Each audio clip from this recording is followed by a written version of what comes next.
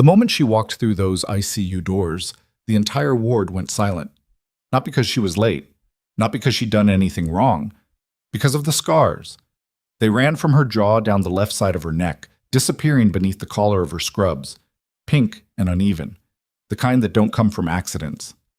They come from fire, from something that meant to kill you and almost finished the job. A senior nurse actually took a step back. A doctor forgot he was mid-sentence. And somewhere near the supply station, someone whispered loud enough for the whole room to hear. What happened to her face? Nora Voss stood in the middle of that silence and did not flinch. She had walked into harder rooms than this. She had stood in places where silence meant something was about to explode. Literally. She picked up the nearest patient chart, reviewed it in under 15 seconds, and got to work. Nobody in Harwick Memorial Hospital knew who she really was. That was exactly how she wanted it. If this story already has you hooked, follow along until the very end, hit like, and drop a comment telling me the city and country you're watching from. I want to see how far this story travels. The city of Caldwell, Oregon had the kind of overcast sky that never quite committed to rain. It just hung there, gray and indecisive, the kind of weather that made everything feel slightly unfinished. Harwick Memorial Hospital sat on the edge of the city's medical district, a mid-sized Level 2 trauma center that believed, above all things, in its own reputation. The parking lot was half full at 6:42 in the morning when Nora Voss pulled in driving a 7-year-old Civic with a cracked side mirror. She sat in the car for exactly 2 minutes. Not because she was nervous. She'd stopped being nervous years before she had any right to. She sat because she was running a mental walkthrough. Exits, layout, faces she'd need to learn, chains of command, the stuff most people call overthinking, and she called preparation. She'd transferred from a small regional hospital in eastern Nevada. That was the official story. Before that, the file got vague in a way that HR didn't push on because she had a clean license, excellent references, and the kind of quiet that made people assume she was simply private. Not that she was carrying a history so classified it had its own clearance level. She grabbed her bag, pulled on her badge lanyard, and walked toward the entrance. The first person who saw the scars was the security guard at the desk, a heavy-set man named Paul, who'd been working the morning shift for 11 years. He caught a glimpse of her neck as she signed in, and his pen actually paused on the paper. He recovered fast and gave her a nod. She nodded back. That was the polite version. The ICU was on the 4th floor. Nora took the stairs. The trauma ward at Harwick was organized. She'd give them that. The equipment was current, the medication logs were maintained, the morning handoff protocol was structured and reasonably efficient. She could see that in the first 10 minutes. What she could also see in the same 10 minutes was the social architecture. Who talked to whom? Who stood closest to the charge nurse? Who whispered when they thought they weren't being watched? The charge nurse was a woman named Deborah Flood, mid-40s, efficient, the kind of person who'd been doing this long enough to stop being surprised by anything. She ran through the morning briefing with the speed of someone who'd given it 200 times, and she made eye contact with Nora exactly once, quickly, the way you check a box. The senior staff nurse who was training her, or supposed to be training her, was a woman named Gail Trent. Gail had 17 years at Harwick. She wore her tenure like a uniform. She looked at Nora's neck twice in the first 3 minutes, and both times looked away like she'd seen something that embarrassed her. "So," Gail said, handing her a tablet, "you've worked trauma before?" "Yes." "What level facility?" "Level 3 primary with level 2 on-call rotations." Gail nodded slowly. The nod said, "Smaller than us." "Harwick runs fast. We don't slow down for anyone." "I don't need you to slow down," Nora said. Something shifted in Gail's expression. Not quite respect, more like recalibration. She'd been expecting either defensiveness or deference, and she'd gotten neither. The morning moved. Nora worked. She was good at this in a way that was hard to fake and hard to explain. She didn't rush, but she was always slightly ahead of where the situation needed her to be. She noticed the patient in Bay 7 whose blood pressure reading didn't match his symptom presentation before anyone flagged it. She caught a medication discrepancy in Bay 12's chart that had been entered wrong during the overnight shift. She repositioned a post-surgical patient in Bay 3 whose body language had been indicating unmanaged pain for an hour, while 3 other nurses walked past without registering it. She didn't announce any of this. She just fixed it and moved on. By mid-morning, Gail was watching her differently. Still wary, but differently. The problem walked in at 11:15 a.m. in the form of Dr. Preston Alt. He was the hospital's trauma chief, 49 years old, aggressively credentialed, and built with the specific confidence of a man who had never been seriously wrong about anything in a room full of people who depended on him. He had the kind of posture that filled doorways. He wore his coat like it had been tailored. He spoke in the assertive half-sentence of someone accustomed to being understood before they finished. He came into the ICU to do rounds, and Nora was in his line of sight immediately. She was standing at the central station reviewing a chart when he walked in. He stopped mid-stride. His gaze traveled from her face to her neck, paused there with the kind of clinical disinterest that was actually far from clinical, and then he turned to Deborah Flood with a look that said everything he wasn't going to say out loud. Deborah said neutrally, "Dr. Alt, this is Nora Voss. She transferred in this week from Nevada." "Voss," he repeated. He looked at her badge. He looked at her neck again. He looked back at her face. "You come recommended?" "I passed the standard review process," Nora said. "I'm sure you did." He turned away before she finished the sentence. She watched him move through the ward. The staff around him adjusted, not obviously, but noticeably, the way a room adjusts to a pressure change. Nurses straightened slightly. Residents moved with more deliberate purpose.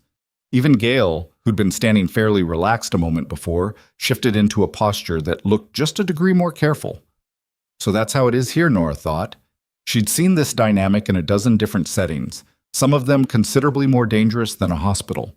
A dominant personality who moved through a space and altered it, who didn't need to say anything overtly because the hierarchy communicated itself in every small behavioral adjustment around him. The kind of man who created followers without ever explicitly asking for loyalty, simply because proximity to his confidence felt like safety. She went back to her chart. Around 1 p.m., she ate lunch alone in the break room, a corner seat, facing the door, which was habit and nothing she ever consciously chose anymore. 2 nurses came in about 10 minutes after she sat down. She didn't know their names yet. One of them clocked her presence, looked at her neck, looked away, and then said something to the other in a voice just below conversational level. Nora's hearing was not average. Years of training in environments where you survived by catching the sound under the sound had sharpened it in ways she couldn't turn off. She heard, "Wonder what happened to her," and then a laugh that wasn't cruel but wasn't kind either. She ate her sandwich and didn't look up. In the afternoon, she had her first real collision with the way things worked at Harwick. A patient named Ronald Bauer, 63, had been admitted following a construction site accident, blunt abdominal trauma, a fractured rib, and a laceration on his forearm that had been cleaned and dressed hours earlier. He was stable, sitting in Bay 9, waiting on imaging results. His color was off. Nora clocked it walking past, doubled back, pulled the curtain, and checked his vitals manually without waiting for the next scheduled check. His blood pressure had dropped. His skin was slightly clammy. He was answering questions fine, but slower than she'd have liked. She checked his chart. The laceration on his arm had been closed, but the notes from the initial exam were thin. She looked at the wound more carefully, at the distribution of the bruising around it and the slight tightness in his abdominal wall, and felt something click into a cold certainty. She found Gail at the station. "Bay 9 needs a reassessment. I think we may have a slow internal bleed." Gail looked at her. "He was cleared by Dr. Alt's team an hour ago. His pressure's dropped 8 points since then, and he's not presenting right." "Nora." Gail's voice was patient in the way that's actually the opposite of patient. "He was reviewed by the trauma chief. If you have a concern, you log it, and if I log it and wait, it becomes a problem we can't reverse." The silence between them had edges. Gail looked toward the bay. She looked back at Nora. Something moved in her expression that might have been uncertainty. Then she pulled out her tablet and paged for a consult. The consult confirmed it. An ultrasound caught early signs of splenic bleeding that the initial imaging had missed because of the angle. Ronald Bauer was taken to surgery 45 minutes later. The surgeon who prepped him told the OR team, almost as an aside, that they'd caught it early. Another couple of hours and the language would have been very different. Nora didn't tell anyone she'd flagged it first, but Gail knew. And Gail was quiet around her for the rest of that shift in a way that wasn't hostile, more like recalculated. She drove home in the gray Oregon dusk with the heater running on the Civic and her window cracked the way she liked it, the cold air on the right side of her face. The left side, the side where the scars were, she sometimes couldn't feel temperature changes at all. Nerve damage that the surgeons had done what they could with, and the rest was just the way it was now. She had an apartment on Mercer Street, second floor, one bedroom, a kitchen that faced east. She kept it clean the way a field-trained person keeps a space clean, functional and unencumbered. There were no photographs, a few books, a plant on the windowsill that she watered with deliberate regularity because it was the kind of small, consistent thing that made a place feel occupied. She made dinner. She checked her phone. There was a message from a number she knew, no name attached, never a name attached, that read simply, "Settled in?" She replied, "Yes." The conversation ended there, the way those conversations always ended. She didn't sleep badly, she didn't sleep well. She slept adequately, which had been her baseline for 3 years, and she'd stopped expecting anything different. The second week was harder than the first. It wasn't anything one person did. It was the accumulation of small things that added up to a pattern Nora recognized because she'd lived inside patterns like it before. In debriefing rooms, in military housing units, in the specific social geography of institutions that run on hierarchy and tradition and don't adjust easily to people who don't fit the expected shape. There were the looks, the ones that started at her neck and traveled up, the fraction of a second delay before someone responded to her in conversation. Not long enough to be overtly rude, just long enough to communicate that they'd had a reaction they were choosing not to voice. The small exclusions, the breakroom conversation that didn't quite extend to include her. The rotation assignment that put her consistently on the less desirable shifts without explanation. She tracked all of it the way she tracked everything, quietly, completely, without letting it show on her face. Dr. Alt made it specific in the middle of her second week. He came into the ICU during afternoon rounds with his usual entourage, 2 residents and a medical student who'd learned to match his pace exactly. He stopped at the station where Nora was documenting and picked up the adjacent chart without acknowledging her presence, reviewed it, and then said without looking at her, "Voss, you recommended the imaging change on Kellerman in Bay 4 this morning?" "Yes." "On whose authorization?" "The charge nurse reviewed it with me before I flagged it. The protocol supports—" "I know what the protocol supports." He finally looked at her, and his face was completely pleasant, which was somehow worse than if it had been openly hostile. "I'm asking about your clinical judgment. You've been here 11 days. The imaging positioning in his initial set was producing artifact in the upper quadrant. I've seen that pattern before. The adjusted view gave us a cleaner read. You've seen that pattern." He repeated it like he was quoting something mildly amusing back. "At your level 3 facility in Nevada. Among other places." He held eye contact with her for a moment. Then he turned to the resident nearest him and said, as if continuing a previous thought, "Document everything, and double-check anything flagged outside the standard review chain." He didn't say by new staff or by her specifically. He didn't need to. He walked away. The residents followed. Nora went back to her documentation. Her face did not change. But one of the medical students, a young woman named Priya, who'd been hanging slightly to the back of Alt's group, paused at the station for a moment. She looked at Nora. She looked like she wanted to say something. She didn't. She followed the others. Nora filed the moment away without attaching too much to it. The gossip was the part she'd expected, but still found tiresome. She caught fragments of it the way you catch music from a neighboring apartment. Incomplete, but enough to understand the melody. Transferred because she had problems at her last facility. That one was reliable gossip architecture. Unfalsifiable, vague enough to mean anything. Something happened to her. An accident, or, I don't know, someone said it was something she did to herself. That one was lazier and crueler and not worth tracking. Alt thinks she's overstepping, doesn't know the house. That one was the most interesting because it wasn't quite gossip. It was a message dressed up as gossip, which meant someone was actively shaping a narrative. She dealt with enemy combatants who were less sophisticated. She kept saving lives. Not dramatically, not in ways that called attention to herself. The small, constant work of good trauma nursing, the catch before it became a crisis, the adjustment before it became a complication, the read on a patient that didn't come from the chart alone, but from the 100 accumulated signals that a trained eye absorbed without stopping to enumerate them. She had better instincts than most of the staff, including people who'd been doing this for 15 years. She wasn't sure whether that was the nursing training specifically or what she'd done before, which had taken all of those instincts and compressed them under pressure until they ran faster and colder than most people's ever would. She didn't think about that much. There wasn't a lot of point. The situation with Ronald Bauer, the patient she'd flagged with internal bleeding, surfaced again on a Thursday in her third week. Not the patient himself, who had recovered well and been discharged. The flag had made it into the case review record, and someone in Alt's orbit had noticed it, and the version that came back to Nora was that she'd overreacted to a standard presentation and caused unnecessary surgical intervention. Gail came to her with it directly, which was something, at least. "Deborah told me Dr. Alt's brought it up in review," Gail said, her voice low, not unkind. "He's not filing anything formally yet, but he's framing things." "I know." Gail looked at her for a moment. "You don't seem worried." "I flagged a bleed. The patient went to surgery and came out fine. The case record will say what it says. Alt can make things difficult for you here. He has a lot of—" Gail paused. "He has influence." "I understand that." "Nora," Gail's voice dropped another register. "I'm trying to tell you something useful." Nora looked at her. Gail wasn't a bad person. She was the kind of person who'd learned to operate within a structure and had made her peace with what the structure required.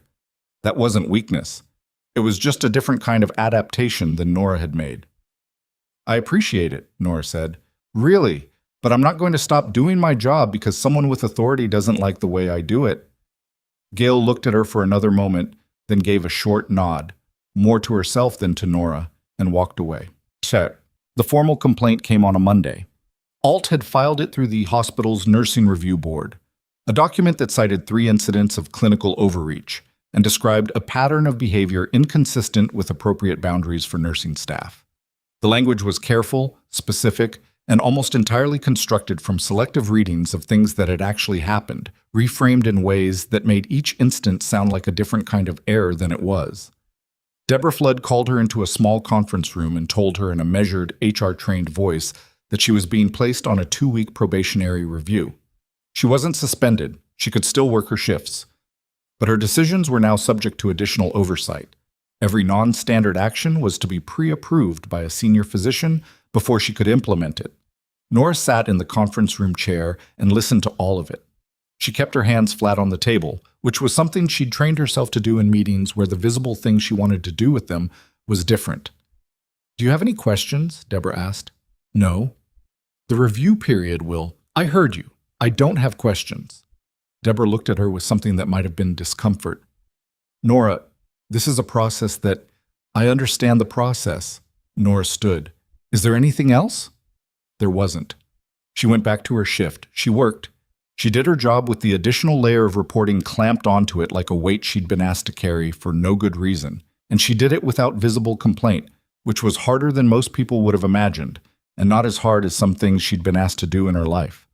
She called the unknown number that night. It picked up on the second ring. "They put me on probation," she said. A pause. "Do you want out?" "No." "Then stay the course." That was the plan. The line went quiet for a moment. Then, "You're sure?" "I've worked in harder rooms than this." Another pause, and she could hear something in it. Not quite worry, because the people on the other end of those calls didn't worry the way civilians worried, more like active evaluation. "Keep us informed." "Always do," she said. She hung up. She looked at the plant on the windowsill. She watered it, even though she'd watered it yesterday, because she was running on the part of her brain that defaulted to routine when everything else was grinding. And the routine was just that. Water the plant, make the coffee, go to work, do the job. She did not sleep well that night. Not because she was scared. Because she was angry. The cold, specific kind of anger she'd learned a long time ago to hold at a distance and not act on until the moment when acting on it was exactly right and not a second before. The storm came on the Thursday of her second probationary week. It had been building all day. Not just the weather, which had darkened from overcast to genuinely threatening by mid-afternoon, but the shift itself. Two major traumas had come in before noon: a highway accident with 3 patients, one of them critical, and a cardiac event in a 67-year-old woman who'd collapsed at a grocery store and been brought in by ambulance. The ward was running at capacity, and the staff was stretched thin in the specific way that makes everyone slightly shorter with each other, slightly less precise. Nora had been working 12 hours by the time the evening deepened, and the rain started coming down hard enough to blur the lights of the parking lot. She was doing a medication check in Bay 11 when the overhead announcement hit. Not a code, not exactly, but the specific tonal sequence that meant something significant was incoming. Something outside the normal intake protocol. She was still listening to the tones when Deborah Flood appeared at the end of the bay corridor, moving at a pace Nora hadn't seen her move before. "Voss," Deborah said, and her voice was different, not the managed professional tone, something underneath it. "Trauma bay, now." "What's coming in?" Deborah looked at her with an expression that was trying to be neutral and not quite making it. "I don't know exactly," she said, "but I've just been told to clear the trauma bay and have the most experienced staff available." She paused. "They said to include you specifically." Nora went still for a half-second that probably looked like nothing from the outside. By name. "Let's go," she said. They were still 20 feet from the trauma bay when Nora heard it. The beat of rotors, heavy and regular. Not the single aircraft sound of a medical helicopter, but multiple, and close, and the sound was coming from directly above the building. Through the corridor window, she could see the roof access lights come on. And then the doors at the end of the hall burst open and 4 people came through them. Not hospital staff, not paramedics, not anyone Nora had ever seen in this building. They were moving in the close, coordinated pattern of people trained for high-threat environments, and 2 of them were armed, and the one in the center was carrying a man on a stretcher who was alive but barely, whose clothing was not civilian, and whose wounds— Nora's entire body went to a different state of readiness without her consciously choosing it. She knew those wounds, not the patient.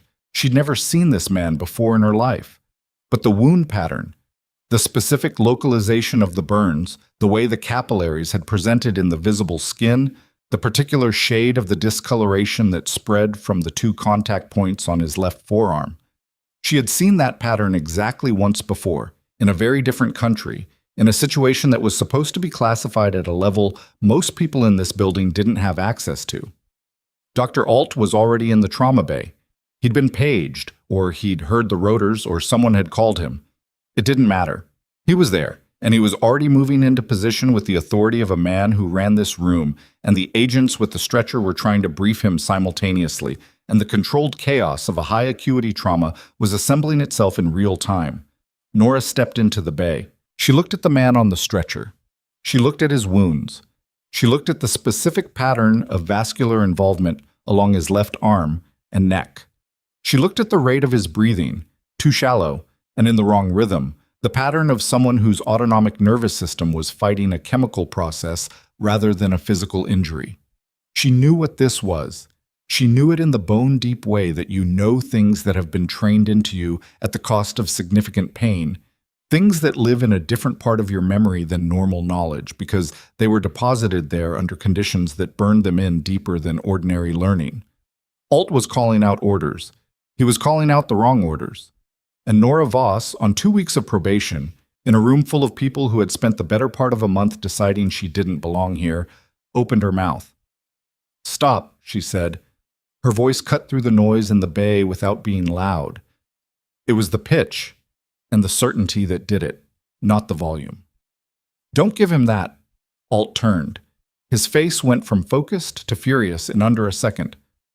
"Voss, the epinephrine will accelerate the reaction. Whatever's in him, it isn't cardiac.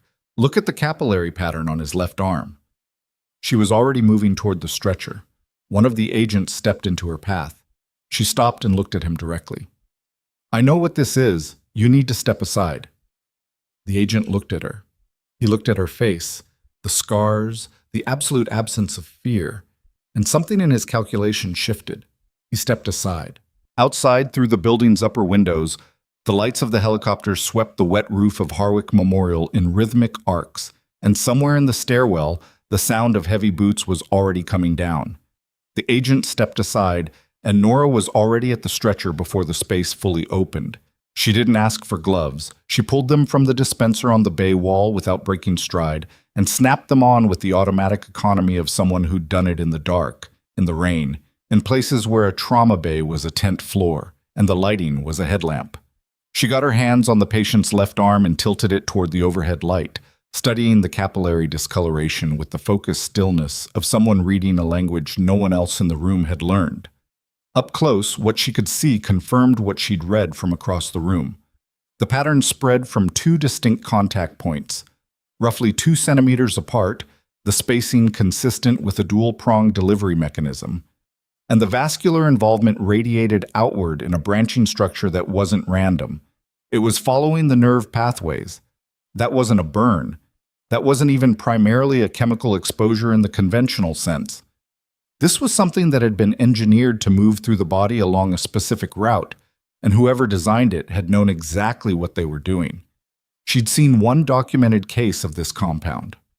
One. She had never expected to see a second. His oxygen saturation, she said, not looking up. A nurse she didn't know well, a young man named Garrett, who'd been in the ICU less than a year, was already on the monitor. 91 and dropping. Respiratory pattern? Shallow, irregular. He's not going hypoxic from cardiac insufficiency, Nora said, loud enough for the room. His autonomic system is being suppressed from the outside in. Standard intervention protocols are going to make this worse. She finally looked up, directly at Alt. The epinephrine you just ordered. It'll spike his sympathetic response into a system that's already been artificially flooded. His heart will go into a rate it cannot sustain. The room had gone very quiet in the way that rooms go quiet when the actual stakes become visible to everyone at once. The two agents who'd come in with the stretcher were standing just inside the bay door.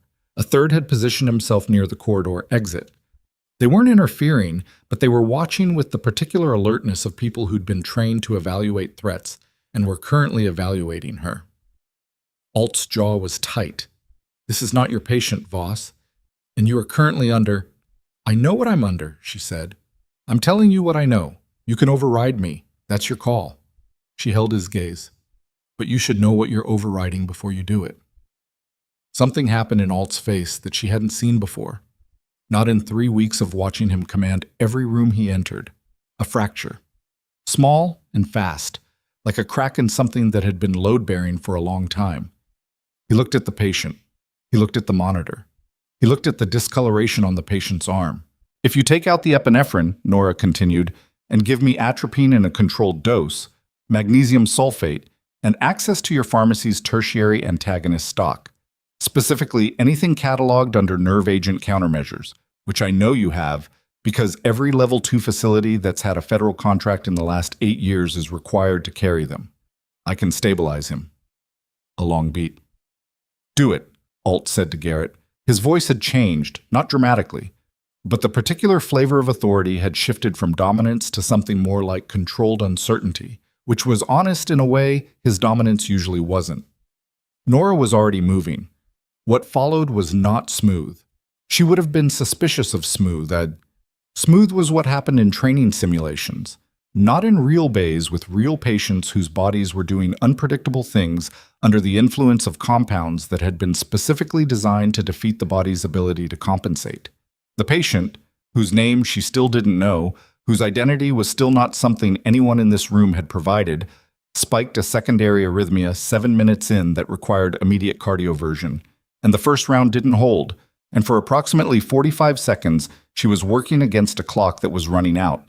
Again, she said, 360. That's above. I know what it's above. Again.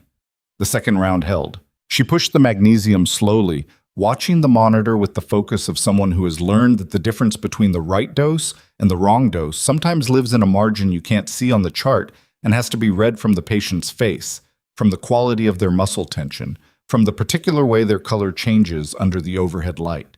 The patient's saturation climbed, 91 to 93 to 96.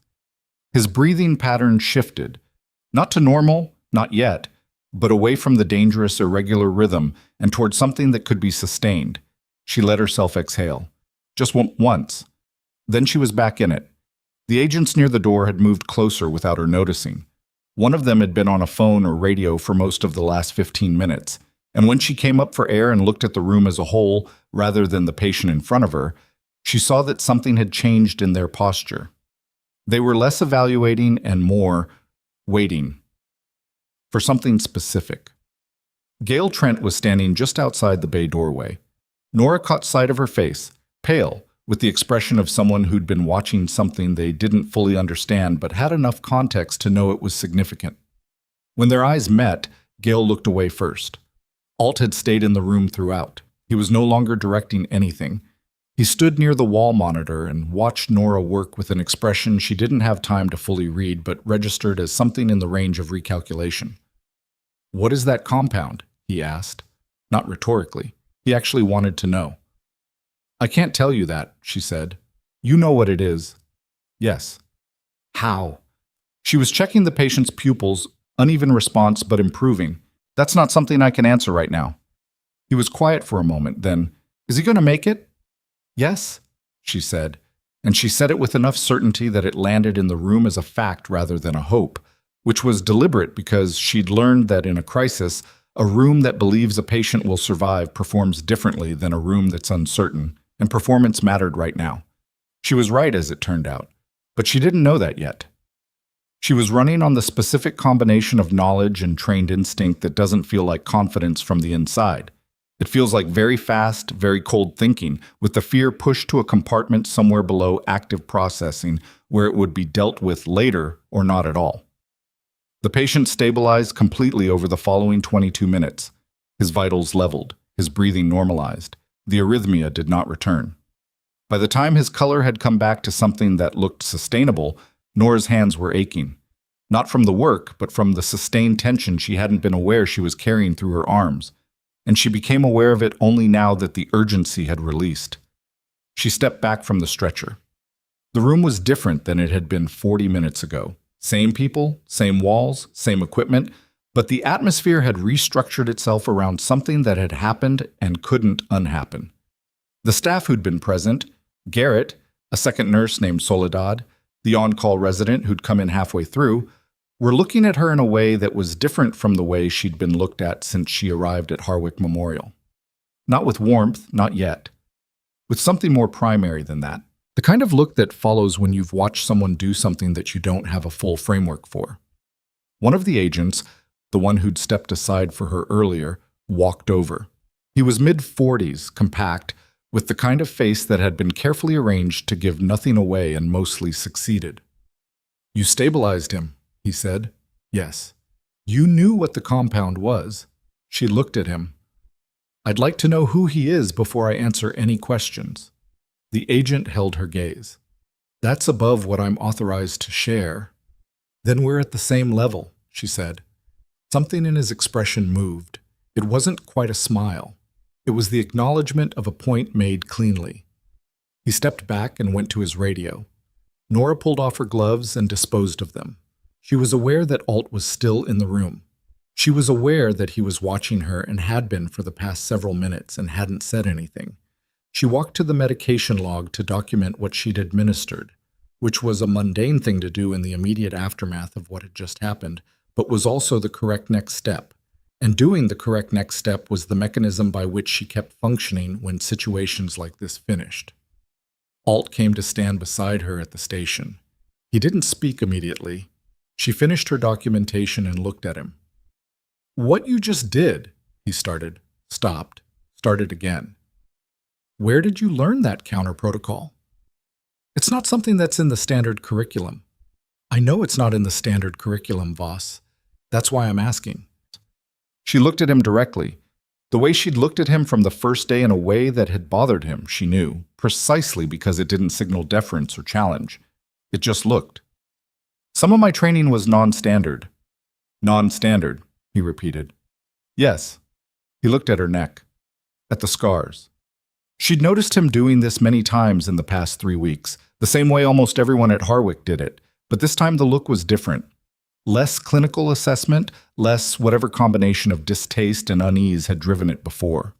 This time it looked like he was adding something up. He didn't say anything else. He walked away. She watched him go and tried to calibrate what that meant and found she couldn't, which was unusual. She was normally better at reading people, but Alt was running a process she couldn't see the output of, and that was worth keeping track of. What? The complication arrived the following morning, and it arrived in the form of a meeting she hadn't been invited to. She found out about it from Priya, the medical student who'd been in Alt's rotation group on Nora's second week and hadn't quite managed to say something in the hallway. Priya caught her near the elevator at 7 a.m. with the furtive precision of someone who'd been timing their approach. "There's a review meeting," Priya said, her voice low. "Right now, conference room B." "About last night?" "About you." Priya glanced down the corridor. Dr. Alt called it. He has people from administration, the medical board rep, and... She paused. "The hospital's legal office." Nora looked at her. "Why are you telling me this?" Priya met her eyes, which took visible effort. "Because what you did last night, I was there. I saw it. And what's being said in that room is it's not right." "What's being said?" "That you administered non-standard compounds to a federal patient without physician oversight. That you exceeded your scope. That you may have... They're using the word reckless." Priya said it like the word tasted wrong in her mouth. Nora looked down the corridor toward conference room B. She could not hear anything from here. The building's conference rooms were soundproofed for exactly this kind of meeting. "Thank you," she said. "Is there anything—" "No," Nora said. "You've done the right thing." She meant it.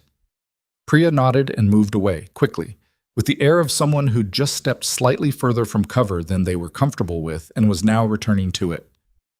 Nora didn't judge her for that. The system that created the discomfort Priya was navigating was not Priya's fault. She went to her shift. She did her job.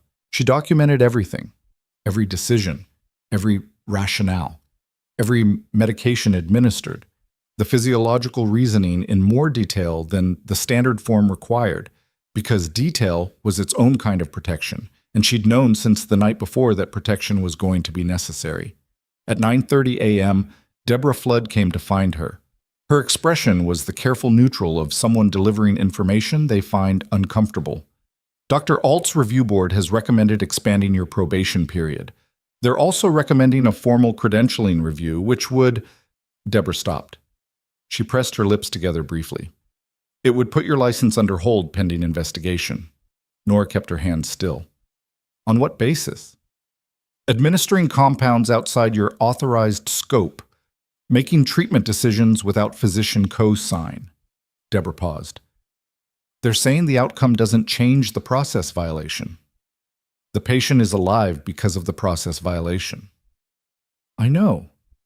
And something in Deborah's voice said she actually did know, and that it bothered her, and that she was going to do what the institution required of her anyway. The meeting also identified a concern about your... They use the phrase undisclosed background. There are questions being raised about whether your credentials and prior experience have been fully and accurately represented. Nora went very still. There it is, she thought. That was the real angle. The probation, the scope violation. Those were process issues, manageable. But an accusation that she'd misrepresented her background was something different. That was the kind of thing that could follow a license across state lines. That was the kind of thing Alt had just crafted with the specific legal vocabulary to make maximum damage in minimum time. He was smarter than she'd given him credit for. Or angrier. Possibly both. "I see," she said. "Nora." Deborah's professional voice had thinned at the edges.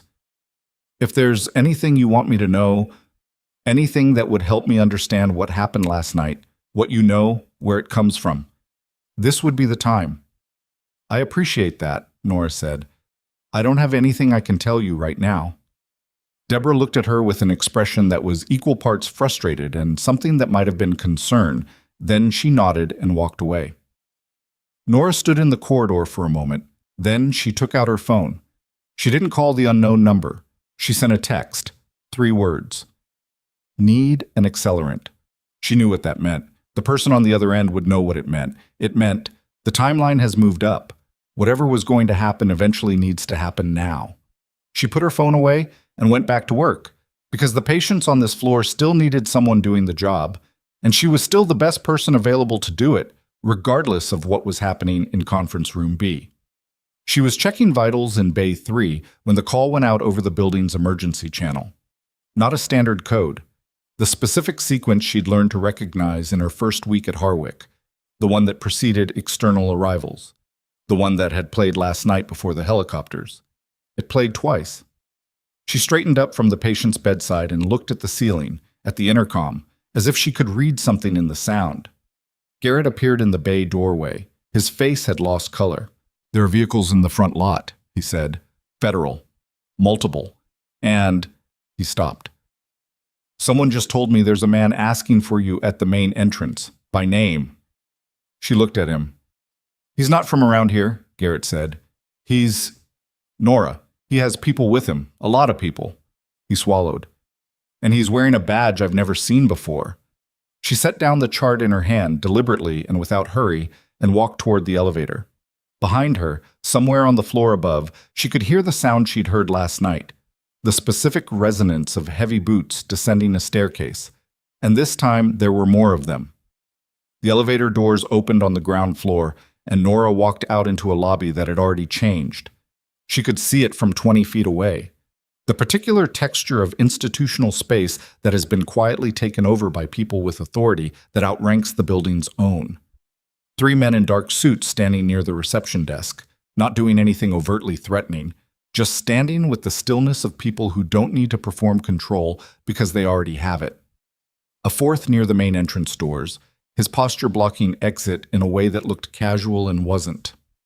2 more she could see through the glass of the front wall, out in the parking lot, beside vehicles that were unmarked in the specific way that announces exactly what they are. The receptionist, a young woman named Kessie, who normally greeted everyone with the same practiced warmth, was sitting with her hands flat on her desk and her smile absent. The man asking for Nora by name was standing in the center of the lobby with the particular gravity of someone accustomed to being the fixed point in a room. He was 60, or near it, silver-haired, built like he'd once been athletic and hadn't entirely stopped, wearing a coat that was good quality and completely ignored. His badge was on his belt, not displayed. He didn't need to display it. He saw her when she came out of the elevator, and for a moment neither of them moved. Then something happened in his face. Not shock. Whatever this man experienced, shock was probably not in his active vocabulary anymore. It was something more compressed than that. Recognition, running into something it hadn't fully prepared for. His jaw tightened fractionally and then released. He walked toward her. She walked toward him. They met in the center of the lobby and stopped 3 feet apart. "Captain Voss," he said. His voice was low enough that only she could hear it clearly. "I'm not a captain anymore," she said. "I'm a trauma nurse." "You were a trauma nurse last night too," he said, "when you identified a compound that has a classified documentation file and an access roster that has exactly 19 names on it." She looked at him steadily. "You need to tell me who you are." "Director Callan Marsh," he said. "Domestic Intelligence Division. The man you saved last night is Deputy Director Everett Sloan. He's been under my operational umbrella for 11 months on an assignment I can't describe to you in this lobby." He paused. "He's also the person who built the access protocol that gave you your exfiltration cover 3 years ago." She held his gaze and let that land without reacting to it visibly, which cost something. "Is he going to make a full recovery?" Marsh asked. "If you keep him stable and don't do anything interventionist for the next 48 hours while the antagonist works through his system, yes." "You're sure?" "I'm sure." She paused. "What I'm less sure about is why you're here in person rather than running this through channels." "Because," Marsh said, "the situation at this hospital has become part of a larger problem that I need you to understand, and that is not a conversation for a phone line or a secure text." He looked at the corridor that led to the elevators, and then at the lobby around them. The staff who were trying not to stare and staring anyway, the agents positioned at the exits. "Is there somewhere we can speak?" She thought for 3 seconds. "Follow me." She took him to the small family consultation room on the ground floor. Not the conference rooms where administration had been conducting its meetings about her, a different one on the opposite side of the building, quieter, used for the kind of conversations that happened when a patient's prognosis had shifted in the wrong direction. It had 2 chairs and a small couch, and a box of tissues on the side table and nothing else. And Nora had never been in it for the reason it was designed for. Marsh's detail positioned outside the door without being asked. He came in and remained standing, which she mirrored. "How much do you know about what's been happening here?" she asked. "More than you'd expect and less than I'd like," he said. "We had a flag on this hospital, your hospital, 6 weeks ago. Unrelated to your transfer here, or so we believed initially." "What kind of flag?" "A procurement anomaly. Specific medications being ordered through secondary channels rather than the primary supply system. Amounts that didn't match the patient's census." He watched her face. When Sloane's team identified the compound used against him and traced the delivery mechanism, the supply chain led back to a medical distribution node in this region. He paused. This region specifically. The consultation room felt smaller than it had 30 seconds ago. "You think someone in this hospital?" she started. "I think someone connected to this hospital has been operating as a sourcing point for a compound that was then used to attack a federal official," he said. "I don't yet know if that person knew what the material was being used for. I don't know if they were coerced or voluntary. What I know is that Deputy Director Sloane is alive right now because you were in this building, and that is the only piece of last night that has gone correctly." Nora looked at the wall. Her mind was doing several things simultaneously, processing what Marsh had told her, cross-referencing it against 3 weeks of observation in this building, running the map of who had access to secondary pharmaceutical channels and who would be positioned to move material without triggering the standard audit trail. "The meeting they called about me this morning," she said. "Who authorized it?" "Your trauma chief, Dr. Alt." "Is he—" "We don't know yet," Marsh said. "He's a person of interest. At this stage, he is one of 4. He looked at her directly. "Which is why I need you to do something that I cannot compel you to do, because you are a civilian, and this is not your operational world anymore." She looked at him. "What do you need?" "I need you to go back to your floor, do your job, and tell me if anything changes or surfaces that you think I should know." He paused. "You have better access than any agent I can put into this building right now without triggering exactly the caution response I'm trying to avoid. You want me to walk back up there knowing there may be someone on that floor connected to an attack on a federal official. I want you to walk back up there being exactly what you are," he said, "which is the most capable person in this building and the only one who's already inside the trust perimeter." He held her gaze. "But I'm asking, Captain, not ordering." She was quiet for 4 seconds. "I haven't been a captain in 3 years," she said, "and I'll need direct contact, not a number that goes through 3 handlers. Direct." He took a card from his interior pocket. A number, handwritten on the back. "That line reaches me," he said. "Not a handler, me." She took it. She looked at it once and put it in her scrub pocket. "If I find something, you'll hear from me within the hour." "One more thing," Marsh said as she turned toward the door. "The complaint that was filed against you this morning, the credentialing review, the scope violation documentation, I've been briefed on it." She turned back. "It's going to be addressed," he said. "But not by me overriding it today, because that tips the hand I'm not ready to show yet. I need you to know that what's happening to you in this building is documented, it's visible, and it will not stand.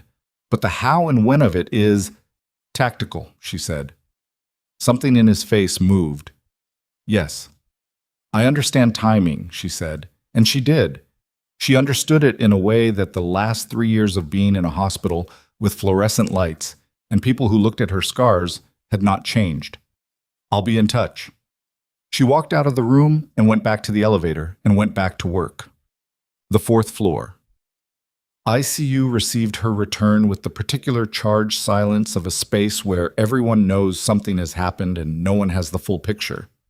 Heads turned. Conversations halted mid-syllable and resumed at lower volume. Gail Trent was at the nursing station, and she looked at Nora with an expression that asked a full paragraph of questions and said nothing aloud. Nora picked up the next chart in the rotation and began her rounds. She moved through the floor with the measured steadiness she'd carried through every shift since she arrived, and underneath it she was processing, running the mental inventory of everything she'd cataloged in 3 weeks. Who handled supply orders, who had access to the pharmacy annex, who worked what rotation overlap with the secondary delivery windows, who had been present during which shifts when the census numbers would have covered for a material variance. It narrowed faster than she expected. There were 2 staff members who checked every box that mattered. One was a facilities coordinator named Dunmore, who worked 2 floors down and whom she'd encountered exactly 3 times, each time near the pharmacy annex at an hour that didn't match his standard shift. The second was someone closer. She was in Bay 6 checking a post-surgical patient's drain output when Gail appeared behind her, and Gail's voice was so quiet it was almost below the ambient sound of the monitors. "Someone from administration was on the floor while you were downstairs," Gail said, "looking at your documentation files." Nora didn't look up from the drain. "Which files specifically?" "The Bauer incident, the medication logs from last night, and—" Gail hesitated. "Your personnel file." They had access I've never seen a floor administrator use before. "Who was it?" "Harwick's compliance officer, Rutherford." Gail paused. "He's Alt's brother-in-law." Nora set down the drain measurement sheet and turned to look at Gail directly. Gail looked back at her with the expression of someone who has made a decision they're not fully certain about and is committed to it anyway. "How long have you known that?" Nora asked. "Since you were put on probation." Gail's jaw was tight. "I didn't say anything because I thought, I didn't know what you were. I didn't know if it mattered. But after last night—" She stopped. "I've been at Harwick 11 years. I've seen Alt run people out before. People who were good. But what you did last night, Nora, I don't know what that was, but it was not what gets someone's license put under review." Nora looked at her for a moment. "Are you telling me this because you want me to do something with it, or because you needed to say it?" Gail held her gaze. "Both," she said, which was honest, and Nora respected honesty even when it was complicated. "Don't do anything differently," Nora said.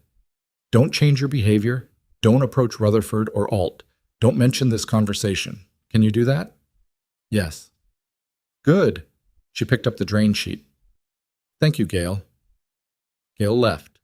Nora finished her patient check and then walked to the supply corridor that ran along the east side of the floor, which was quieter than the main bay area and had a window that looked down into the secondary loading dock below. She took out Marsh's card and dialed the number. He picked up in 4 seconds. "Rutherford, the hospital's compliance officer," she said. "Related to Alt by marriage. He accessed my documentation files approximately 40 minutes ago with clearance above his standard authorization. And there's a facilities coordinator named Dunmore who has been near your procurement interest point outside his shift pattern at least 3 times in my observation window." She paused. "I'd look at both." "Dunmore's already on the list," Marsh said. "Rutherford is new. That's useful." "There's something else," she said. "Whatever's being built in that conference room against me, Alt's moving fast. If you're waiting for a timing window, it may be shorter than you planned." A beat. "Noted. Stay visible and stay clean." "Always," she said, and ended the call. She was putting the card back in her pocket when she heard the sound behind her and turned. Dr. Preston Alt was standing at the entrance to the supply corridor, and he had not just arrived. She could tell by the set of his posture that he'd been there for at least a part of her conversation. Not all of it, but some of it. They looked at each other. "Who are you calling?" he asked. "That's not something I'm required to share with you." "You're on probation," he said. "In this building, your actions are subject to clinical oversight," she said. "A personal phone call in a supply corridor doesn't meet that threshold, and you know it." He moved into the corridor. Not aggressively. He was too careful for that, but with the deliberate quality of someone who has decided to close a distance. "I want to understand something," he said. His voice had changed from the boardroom certainty she was used to. This was something more like the sound of a person trying to resolve an equation that isn't giving them the answer they expected. "What you did last night. That level of—" He paused, and for the first time in 3 weeks she watched him search for a word and not immediately find one. "Knowledge. of a compound that doesn't appear in any medical literature I can access, the response protocol. Where does that come from? She looked at him. She looked at his face, which was not, at this moment, the face of someone constructing a threat. It was the face of someone who was genuinely disturbed by something they didn't understand, and she had enough experience with people to know the difference. "You've built a case against me," she said. "In the last 12 hours, you've filed documentation designed to take my license, and you're asking me to explain myself." He didn't deny it. That was notable. "The case stands on procedural grounds," he said. "What you did violated scope. The fact that the outcome was, say it," she said. He was quiet for a moment. "Correct," he said finally. "The fact that the outcome was correct doesn't change what the protocol requires." "Then we don't have anything to talk about," she said, "until the people who are above your protocol decide we do." She walked past him toward the main bay. Behind her, he said, "What does that mean?" She didn't answer. But 40 minutes later, the situation shifted in a direction she hadn't fully mapped. Garrett found her in Bay 9 with the look of someone who'd run part of the way to get to her. He was young, still in the part of his career where the gap between what he expected the job to be and what it actually was hadn't fully closed, and right now that gap was visible in his face. "The patient from last night," he said. "Sloan, something's changing." She moved immediately. "What's changing?" "His vitals have been stable since early this morning, clean. But in the last 20 minutes, his blood pressure started dropping, not fast, slow, and he's running a temperature that wasn't there an hour ago." They were walking fast down the corridor toward the room where Sloan had been moved. Not the trauma bay anymore. A monitored room with one of Marsh's agents outside the door. The agent saw Nora and moved aside without being asked, which meant Marsh had updated the access protocol. She went in. Sloan was conscious. That was the first thing. Last night he'd been under, and now he was awake, and his eyes tracked her when she came through the door with the clarity of someone whose cognition was intact, even if his body was running a process that was trying to undermine it. He was a big man, mid-50s, with a face that had the structure of someone who'd spent a long time in situations where faces were not a priority. The burns on his arm were dressed. His color was off. "The fever started about 30 minutes ago," he said. His voice was rough. "I know." She was already on the monitor, reading his numbers. "It's a secondary inflammatory response. The antagonist I used last night is working correctly, but the compound your system has been fighting leaves residue in the tissue that takes time to clear. Your immune system is responding to the clearing process." She looked at him. "It's normal. In this context." "In this context," he repeated. There was something dry in his voice. "That's a phrase that does a lot of work." "Yes," she said. "It does." She checked the IV line, adjusted the fluid rate, and took his temperature manually because she wanted the reading from her own thermometer. 101.4. Not dangerous. Not comfortable either. "I'm going to add an anti-inflammatory, low dose. It'll take the edge off the fever without interfering with the clearing process." "You know," Sloan said while she was preparing the line, "I've been briefed on why you're here." She kept working. "Briefed when?" "Marsh came up about an hour ago." He was watching her hands. "He told me who you are, or who you were." He paused. "I knew your name, from the documentation. I never knew your face." "Most people didn't." "The mission in Arden Province," he said quietly. Her hands did not stop moving. She had practiced over a period of years, making her hands not stop moving when words arrived that wanted them to. "You don't need to," she started. 14 personnel extracted, he said. 8 of them because of direct intervention by a medical operative who absorbed the peripheral impact of an incendiary device while maintaining a field IV line for a hemorrhaging soldier. He paused. "The file says you were not expected to survive the extraction." "The file was almost right," she said. She connected the anti-inflammatory line and set the drip rate. "You're going to feel worse before you feel better. The fever will peak in the next 2 to 3 hours and then break. Don't let anyone give you corticosteroids. It'll feel like the right call at the peak, and it's not." "Voss?" Sloan said. She looked at him. "Thank you," he said. "Not with performance or weight, just directly, the way people say things when they mean exactly the thing they're saying and no more. She held his gaze for a moment. "Do your job and let me do mine," she said, and walked out. In the corridor, the agent who'd stepped aside for her was waiting. He looked at her with a question he hadn't decided whether to ask. "He's going to be fine," she said preemptively. He nodded. Then, "There's something you should know. Director Marsh is coming back up. There's been a development." "What kind?"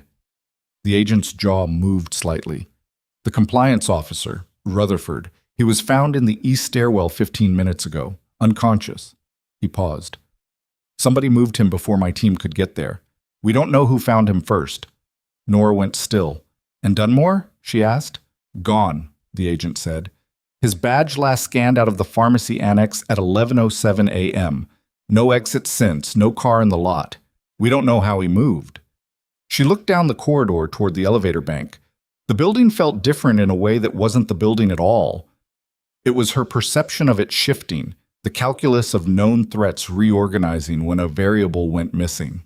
A missing variable was the worst kind. A visible threat you could position against. A threat you couldn't locate meant your perimeter had a gap you couldn't define. "Where is Marsh?" she asked. "On his way up from the lobby, 2 minutes out." "Get him here faster," she said. She pulled out her phone. Not Marsh's card this time. A different number, one she carried memorized rather than written. One she'd used exactly twice in 3 years, and both times in situations she never wanted to be in again. She dialed it. It rang once. "Voss," said the voice on the other end. Not Marsh, someone else. A contact she'd been given at the time of her discharge, who represented a layer of the infrastructure she'd operated inside that existed below the level Marsh occupied. "I have a loose element," she said. "Dunmore. He was in the pharmacy annex 11 minutes ago, and he's vapor now. If he's moving material or covering a trail, he can't leave this building without someone knowing." "Already flagged," the voice said. "We have him." She felt something release in her chest that she hadn't realized she'd been holding. "Where?" "3rd floor, east maintenance wing. He's not moving, he's waiting. For something or someone." A pause. "Voss, the material he moved from the annex this morning. Our analysis team's preliminary reading is that it's not finished product. It's a component, part of a larger assembly." The corridor was quiet around her, monitors beeping from the rooms. The ordinary sound of a hospital floor running its routine. "A component of what?" she asked. "We don't know yet," the voice said.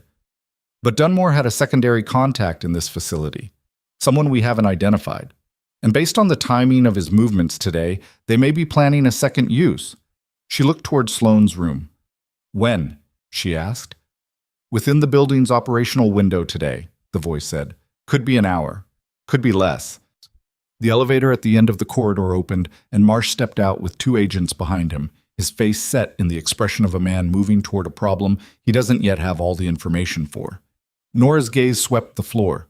The bay doors, the supply corridor, the nursing station where Gail had just looked up from a chart, the medication dispensary at the east end, the maintenance access panel beside it that most of the nursing staff walked past a dozen times a shift and never registered, the panel that was 12 feet from Sloane's room. And that was when she saw the door beside it, the maintenance access door, which should have been closed and was not. And in the gap at its base, there was a shadow that was not moving, but was the wrong shape for anything that should be behind that door at this hour. She moved. She crossed the corridor in 11 steps, not running. Running announces arrival, and hit the maintenance door with her shoulder at the latch point, not the center, because the latch point gives first and the center doesn't. And she knew that the way she knew most things about opening doors that were not meant to be opened from the outside. The door swung inward, and she was already repositioning before it finished moving. Dunmore was inside. He was a man she'd registered peripherally 3 times and assessed without appearing to, early 40s, medium build, the kind of person institutional spaces produce in quantity, present without being visible, competent enough to stay employed, careful enough to stay unnoticed. Right now he was standing in the maintenance corridor with a carry case at his feet that was not standard hospital equipment, and his hands were up before she fully cleared the doorframe, which told her 2 things simultaneously. He'd heard her coming despite her care, and he wasn't a trained operative. Trained operatives don't go hands up that fast. They make a decision first. "Don't," she said. 1 word. She didn't have a weapon and didn't need to pretend she did. Her posture and her voice and the specific quality of her focus did the work that a weapon would have done for someone less practiced. Dunmore's hands shook slightly.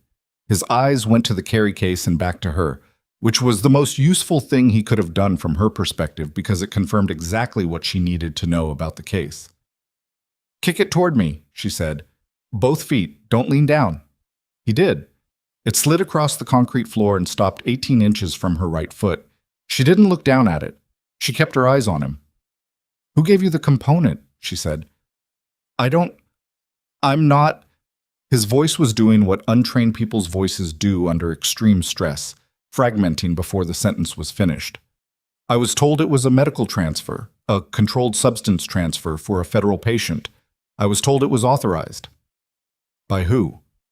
He closed his eyes for a half-second. "Rutherford." Behind her, she heard the corridor. Footsteps. Multiple. The weight and pattern of Marsh's agents arriving at pace. She didn't turn. "The door behind me is about to open," she said to Dunmore. "When it does, you're going to say everything you just told me again, and then you're going to say everything you haven't told me yet. Do you understand?" He nodded.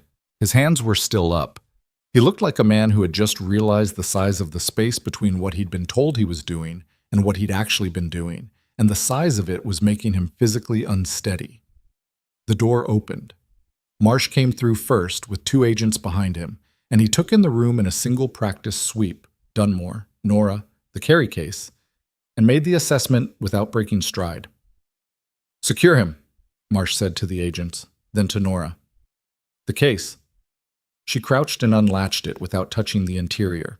Inside, 2 sealed transport vials and a foam insert, a transfer syringe still in its sterile packaging, and a folded document that was a delivery manifest with a room number handwritten at the top in blue ink. The room number was Sloane's. She looked at it for 2 full seconds. "Rutherford gave him the access instructions and the cover story," she said, standing. "And Rutherford is Alt's family." She looked at Marsh. Either Alt built this deliberately, or someone used his infrastructure without his knowledge. Either way, you need to close the loop on Rutherford before he surfaces and moves anything else. "Rutherford is in custody," Marsh said. "He came around in the stairwell, and my team was there when he did." He looked at the manifest. "He hasn't said anything substantive yet." "He will," she said. "He doesn't have the build for this." She looked at Dunmore, who was being cuffed against the wall with the compliance of someone who has already accepted that the next several hours are going to be extremely unpleasant. Neither does he. Somebody above them made this architecture. They're just the moving parts. Marsh picked up the manifest with a gloved hand and read it. His face did the thing faces do when a piece of information confirms a hypothesis you were hoping would stay hypothetical. "I need to make a call," he said, and stepped back into the corridor. Nora looked at the carry case. She looked at the vials. She thought about the 40 minutes between when Dunmore's badge had last scanned and when she'd found him, 40 minutes in which he'd been waiting in this corridor, 10 feet from a patient she'd stabilized the night before, with materials designed to finish what the first attack had started. She felt something move through her that she didn't name out loud, because she'd stopped naming certain feelings years ago as a matter of operational discipline, but it moved through her completely and settled at the base of her chest as a weight that would take a while to dissipate. She went back to her floor. She had patience. Sumtam. The fracture in Alt's position became visible to the rest of the hospital at 2:17 p.m. Nora was at the nursing station when she saw him come out of the elevator with 2 people she hadn't seen before, both in civilian clothes, both with the identification badges that Harwick issued to non-medical personnel entering restricted areas, both moving with the direction of people who knew exactly where they were going. They went directly to the station, and one of them, a woman, mid-30s, efficient, introduced herself as Agent Reyes from the Federal Compliance Review Team and asked for access to the pharmacy records going back 90 days. Deborah Flood was behind the station. She looked at the badge, looked at Alt, and then looked at the badge again. Alt said nothing. His face was a controlled surface that was working very hard at being a controlled surface. Deborah gave them access. That was the moment the floor understood something had shifted, not from anything said, but from that particular combination of Alt's silence and the federal credentials and Deborah Flood's expression when she handed over the access terminal.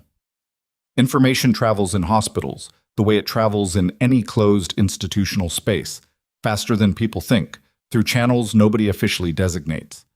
Within 20 minutes, there were clusters of quiet conversation in corridors.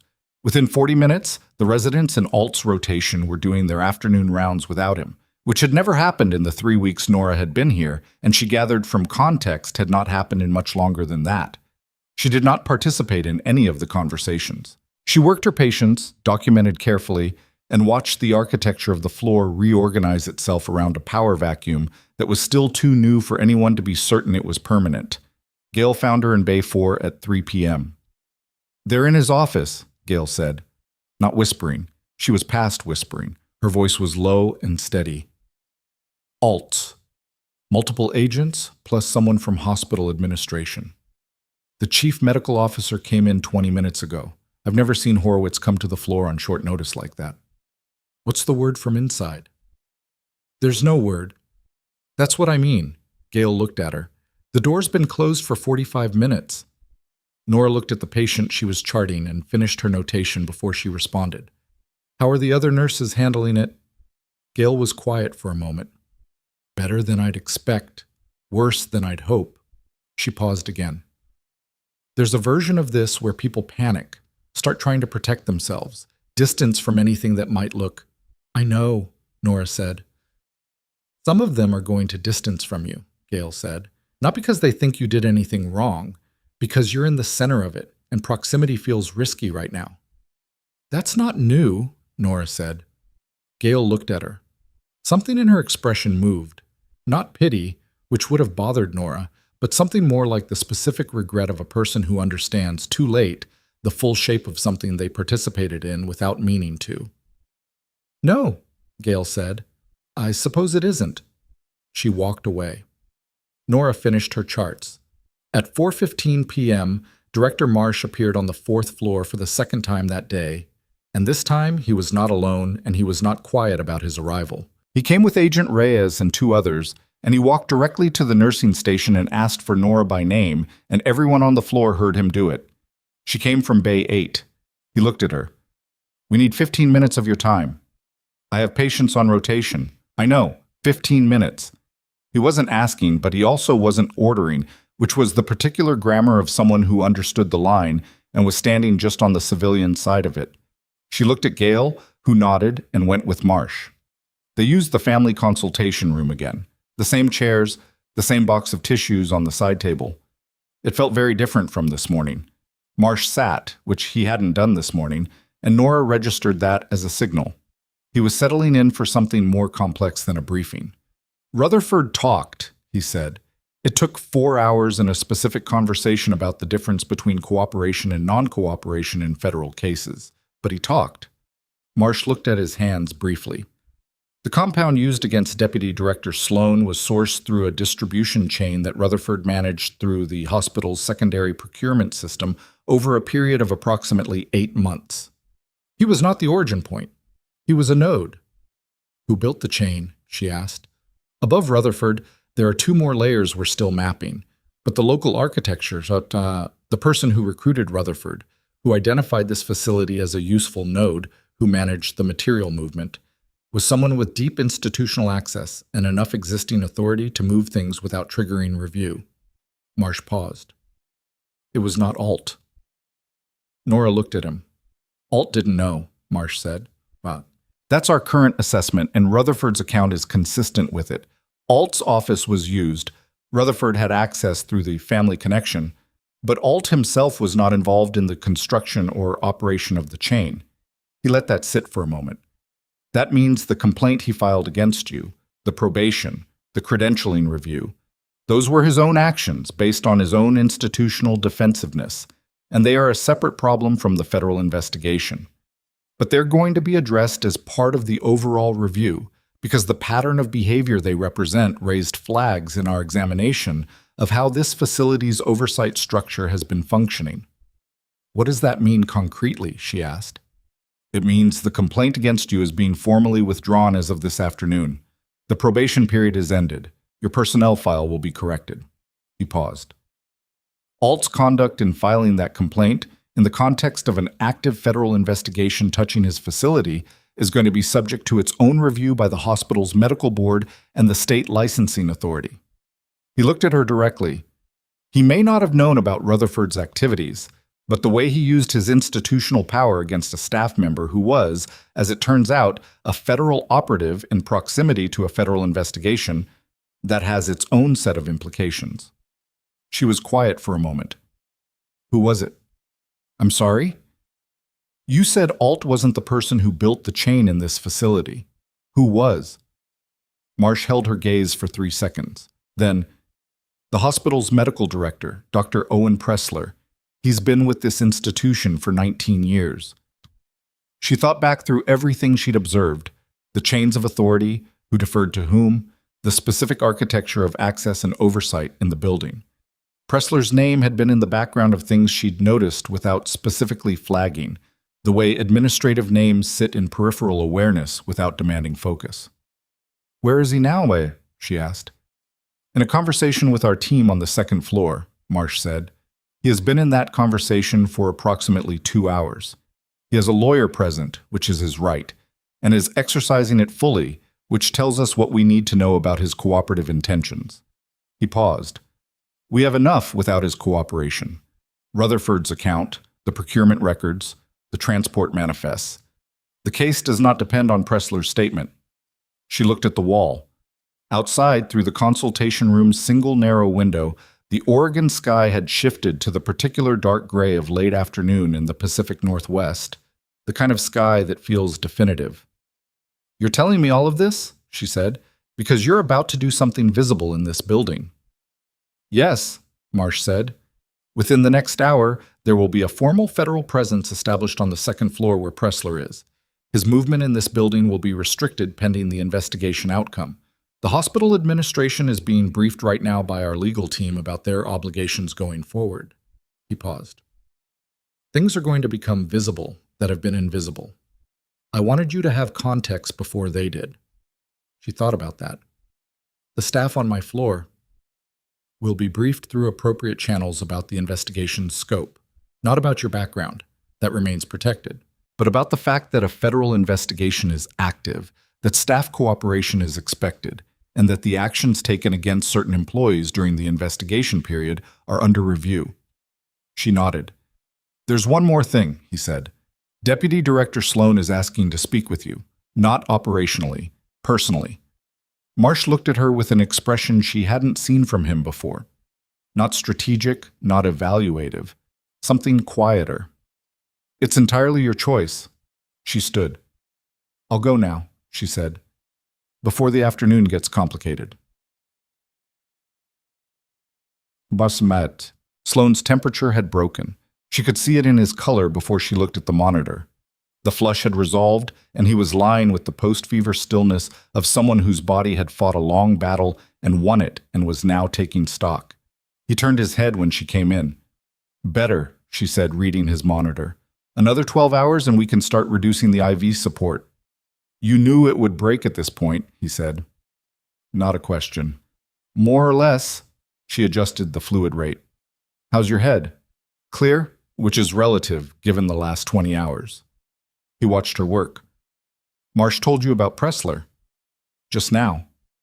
19 years, Sloane said.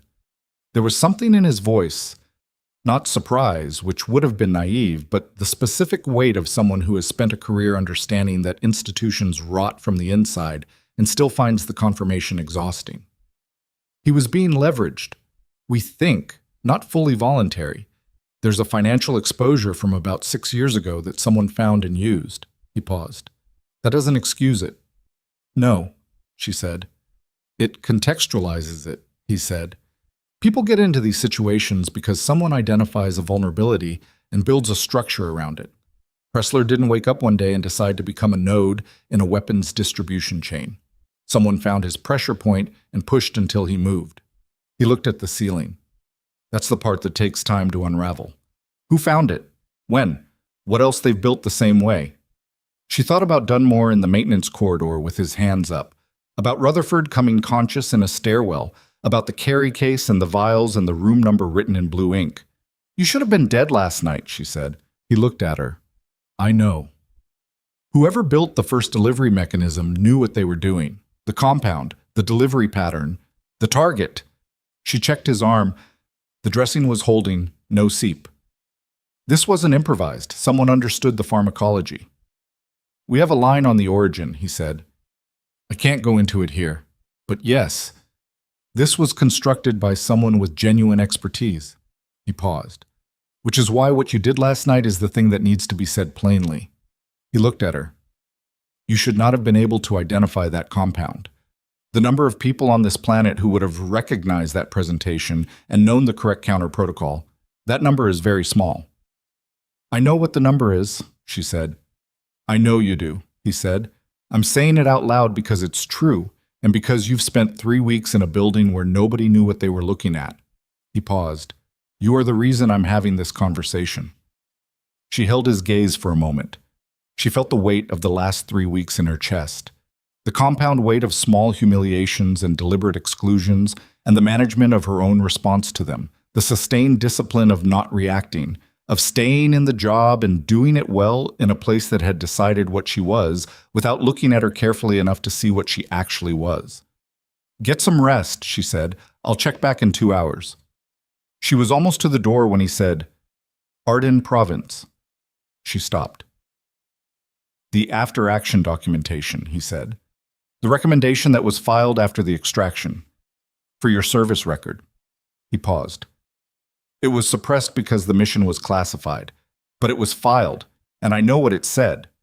Another pause. "You deserve to hear it, even now."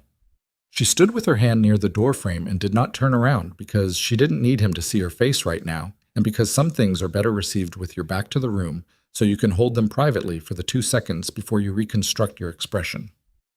"Thank you," she said, and walked out. The visible hour that Marsh had described began at 5:40 p.m. Nora was at the station finishing documentation when the second-floor announcement came through on the administrative channel, the specific formal language of a facility-wide notice, read by a voice she didn't recognize, informing all Harwick Memorial staff that a federal investigative team was present in the building, that full cooperation with authorized federal agents was expected, that further communication from hospital administration would follow, and that all staff with questions regarding their obligations should contact the legal liaison being established in Conference Room A on the ground floor. The floor went quiet in the specific way it had gone quiet on the morning Nora arrived. But this was a different quality of quiet. That morning it had been the quiet of individual people making individual assessments. This was the quiet of an institution hearing something it wasn't prepared for and not yet knowing how to respond. Deborah Flood was at the station. She put down what she was holding, which was a tablet, and looked at the intercom speaker as if she expected it to elaborate. It didn't. "Deborah," Nora said. Deborah looked at her. "The patients still need their 6 p.m. vitals run," Nora said. Something in Deborah's face shifted. Not relief exactly, but the specific response of a person who has just been offered a functional task in a moment of institutional disorientation. She picked up her tablet again. "Right," she said. "Yes." And the floor moved. The news about Pressler reached the 4th floor the way news reaches hospital floors, unevenly, in fragments, through the channels that institutional gossip has been building for years. Nora watched it move. She watched the faces of people receiving it, the micro-expressions of staff recalibrating everything they thought they understood about the building's power structure. Dr. Owen Pressler, 19 years, the man whose name was on plaques in the lobby, who'd been given an award at the annual staff dinner 2 years running, who was the institutional memory of Harwick Medical in the way that only long tenure creates, was being investigated by a federal team on the 2nd floor of his own hospital. It was the kind of information that makes a building feel temporarily structureless, like load-bearing walls had been identified as decorative. Alt emerged from his office at 6:15 p.m. He came onto the floor and he looked different, not visibly diminished, nothing that dramatic, but the particular quality of authority he carried had changed its texture. He was a man who had spent his career being the person other people adjusted themselves around. and right now he was adjusting himself around something, and it showed in the set of his shoulders. He walked to the station. He looked at Nora. She looked at him and waited. "The complaint filed against you this morning," he said. His voice was level. "I've been informed it's been withdrawn as of this afternoon." "I know," she said. He held her gaze. He looked like he was trying to find the right sentence and not locating it. "What I did, the probation, the review, was based on my assessment of a pattern of behavior that I interpreted as—" "I know what you interpreted," she said. "Not unkind, not generous either, just true." He was quiet for a moment. "I didn't have full information." "No," she said. "You didn't." Another pause. "Is there anything—" he started. "Dr. Alt." She kept her voice neutral. "Your patients need you, so do the residents." She paused. "That hasn't changed." He looked at her for 2 more seconds. Then he nodded, once, and walked toward the bay where his attending responsibilities were waiting. She watched him go and felt nothing triumphant about it. She had not been looking for a moment like this.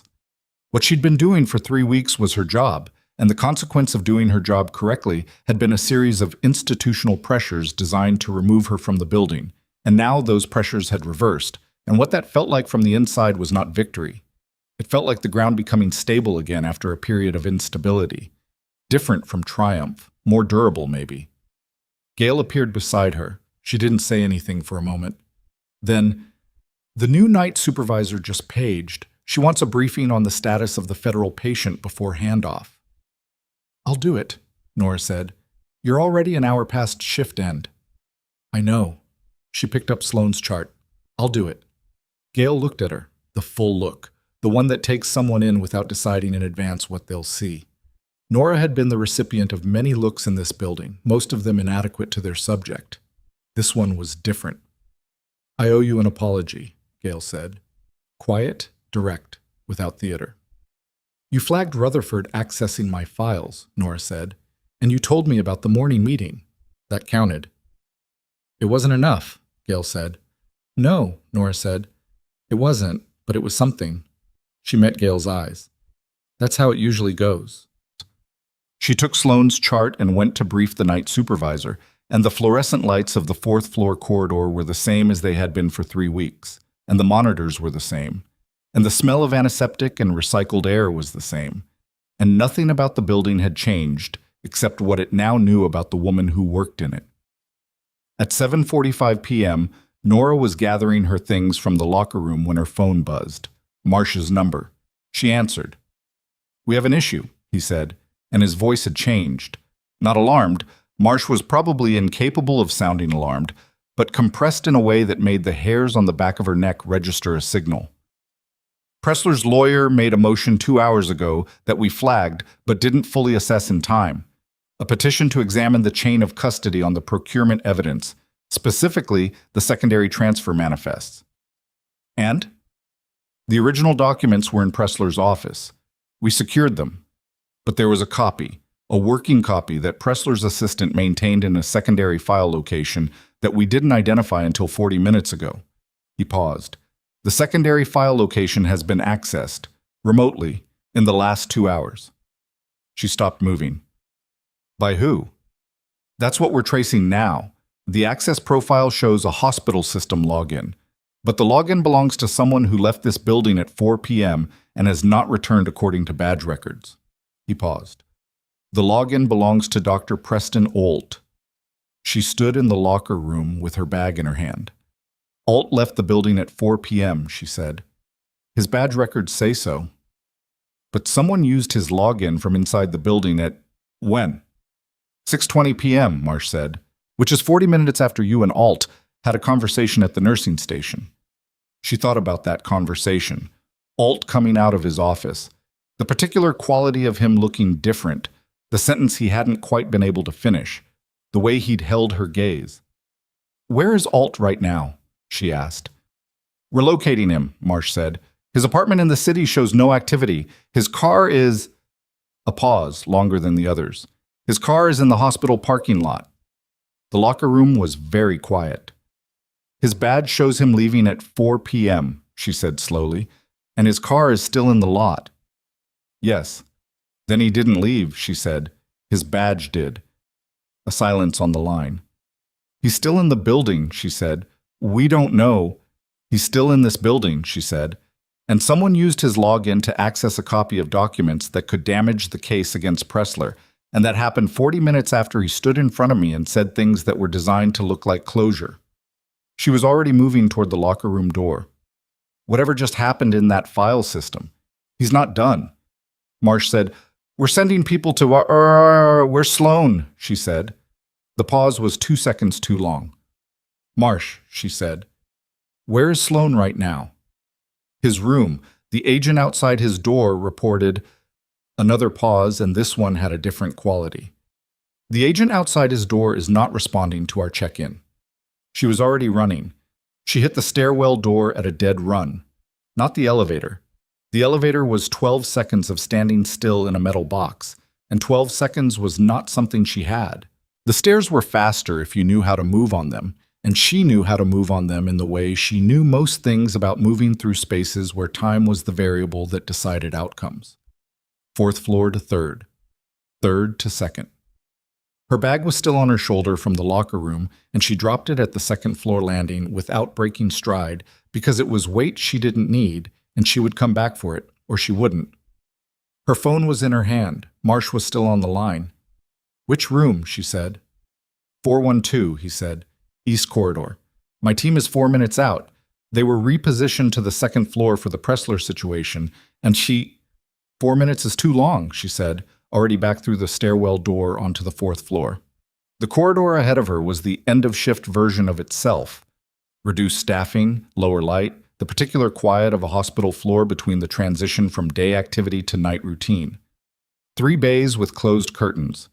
The nursing station at the center with one night shift nurse she didn't know well, a young man named Tate, who looked up when she came through the stairwell door and clocked her expression and half rose from his chair. She pointed at him. Call a security alert for the East Corridor. Right now. Don't go there yourself. He reached for the panel. She was already moving east. Room 412 was the last monitored room before the corridor turned toward the maintenance wing. She could see from 30 feet that the chair outside the door, where Marsh's agent had been posted since this morning, was empty. Not pushed aside, not knocked over. Empty, as if someone had simply asked the agent to step away and the agent had complied, which was either impossible or the kind of possible that required a very specific kind of leverage. She slowed her approach at 15 feet. Not because she was afraid. The fear was there, but it was running underneath the processing rather than on top of it, which was where training put it when the situation required you to think faster than emotion. She slowed because she needed to assess what she was walking into before she walked into it, because walking fast and blind into a room where something was wrong was how outcomes got decided in the wrong direction. The door to 412 was closed but not latched. She could see the gap at the frame, a 1/4 inch, enough to tell her it had been pulled to rather than shut. She listened for 3 seconds. 2 voices. One was strained in the particular way that indicates a person who is physically compromised trying to maintain functional speech. That was Sloan. The other was low and controlled, and she recognized it because she had heard it every working day for 3 weeks. She pushed the door open and went in. Alt was standing at the side of Sloan's bed.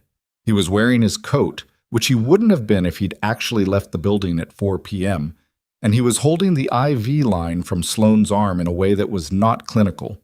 He'd pinched it off with a clamp, stopping the fluid and the anti-inflammatory support, and on the tray table beside him was a syringe she recognized from across the room as the second of the 2 transport vials that had been in Dunmore's carry case. She had thought they were all secured. She had been wrong. Sloan was conscious and sitting up as much as his current state allowed, and his face was the controlled mask of someone who is managing significant threat while remaining as non-agitating as possible, which told her he'd been trained for rooms like this and was applying that training right now. Alt turned when she came in. His face was the thing she registered first. Not guilty, not caught in the simple way that guilt presents itself. He looked like a man who had run a long internal argument and arrived at a position, and the position had a specific kind of terrible clarity to it. He was not panicking. That was more dangerous than panic. "Nora," he said. His voice was almost steady. "Put it down," she said. "You need to understand something." He held the syringe but made no move toward the IV port. "This is not what you think it is." "Tell me what it is," she said. She moved into the room and stopped at the foot of the bed, close enough to act, far enough to read him, with a clear line of sight to both him and the door. "Pressler was working for people I identified 8 months ago," he said. 8 months. I found procurement anomalies in the hospital's supply system, and I traced them, and I found Pressler, and I went to the federal system through a channel I thought was secure, and I was told it would be handled. His jaw tightened. It was not handled. The investigation that was opened was compromised. The report I filed was accessed by the same people Pressler was working for, and they moved him, and they waited, and last night they tried to finish what they'd been building for 18 months. She looked at him. She looked at the syringe. "What's in it?" "Nothing," he said. "It's saline. I swapped the contents before Dunmore accessed the carry case and replaced the original compound with a sterile solution." He held it so she could see the label, which was a hospital pharmacy label. Standard saline, correctly formatted. "The actual compound is secured. I have it." The room was very quiet. "That's why you accessed the file system tonight," she said. "Pressler's secondary copy." "I deleted it," he said, "because it contained information about my original report, the one I filed 8 months ago. If Pressler's team accessed that copy, they'd know I was the one who initially flagged him, and the people above Pressler have a long reach, and I have a family, and I made a decision that I would not—" He stopped. He looked at the syringe in his hand and set it on the tray table with the care of someone putting something down that they've been holding for a long time. "I made a lot of decisions in the last 8 months that were not the decisions I should have made." Sloan spoke for the first time. His voice was rough but clear. "You filed the initial report." "Yes." "Why didn't you come to us directly when the channel was compromised?" Alt looked at him. "I didn't know who to trust. The channel I'd used was internal to a federal structure I don't have expertise navigating. When I found out it had been accessed, I didn't know how far the exposure went." He looked at his hands. "So I went lateral.